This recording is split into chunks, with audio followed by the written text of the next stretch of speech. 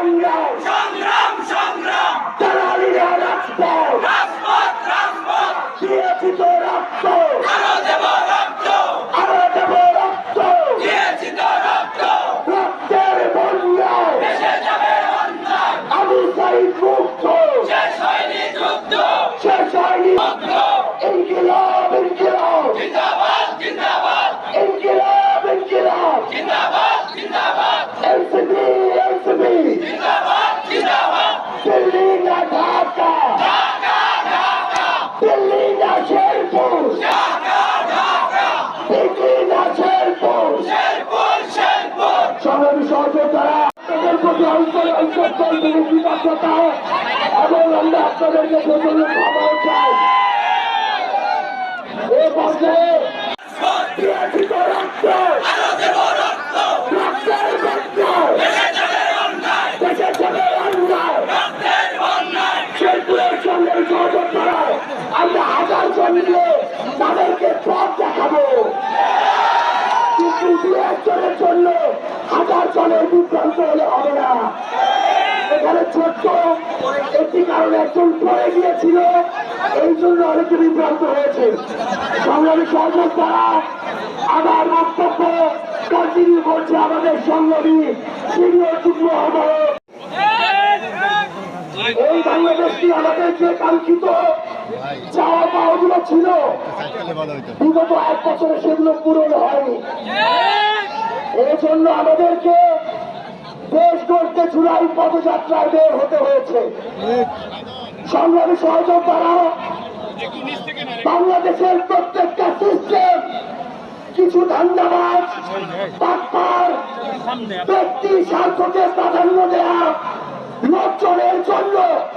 কলুষিত হয়েছিল অভ্যুত্থান পরবর্তী সময় দিয়েছে সেই লোকদের বিরুদ্ধে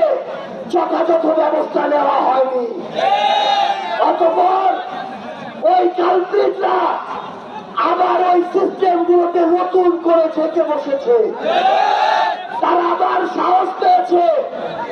আপনাদের ওই ভূমি অফিস থেকে শুরু করে সদর হাসপাতাল থেকে শুরু করে পুলিশের স্টেশন সেখান থেকে শুরু করে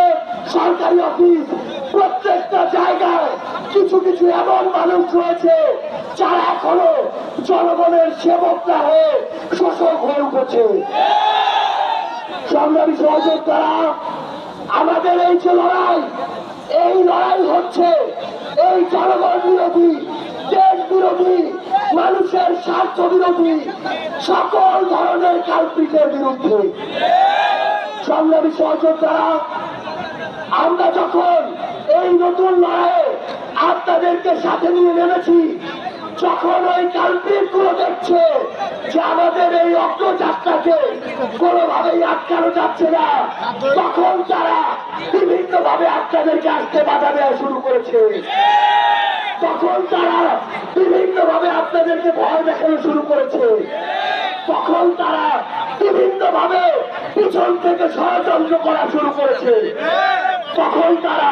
সোশ্যাল মিডিয়া থেকে শুরু করে বিভিন্ন জায়গায় প্রোপাগান্ডা ছড়ানো শুরু করেছে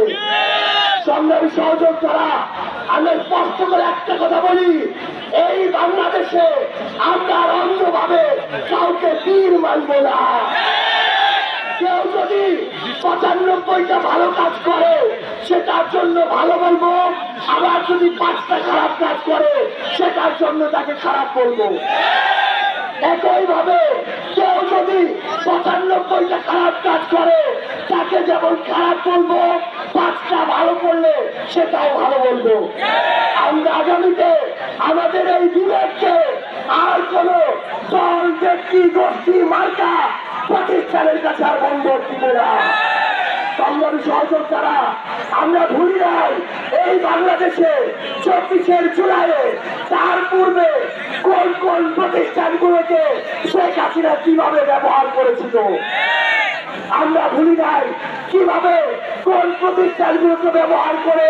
বিচার বহির্ভূত হত্যাকাণ্ড ঘটানো হয়েছিল আমরা ভুলি নাই কিভাবে আয়না ধরে বছরের পর বছর ধরে আমার ফেসবুক ভাইদেরকে বন্দী করে রাখা হয়েছিল। 24-এর অভ্যুত্থানে কোন বাহিনীকে ব্যবহার করে আমাদের উপরে গণহত্যা চালানো হয়েছিল? সংগ্রামী সহযোদ্ধারা, আগামীর বাংলাদেশকে হতে হবে সাহসের বাংলাদেশ। আগামীর বাংলাদেশকে হতে হবে সামনে এগিয়ে চলার বাংলাদেশ। আগামীর বাংলাদেশকে হতে হবে প্রতিরোধের বাংলাদেশ। আগামীর বাংলাদেশ হতে হবে অন্যায়ের বিরুদ্ধে মাথা উঁচু করে প্রতিবাদ করার বাংলাদেশ।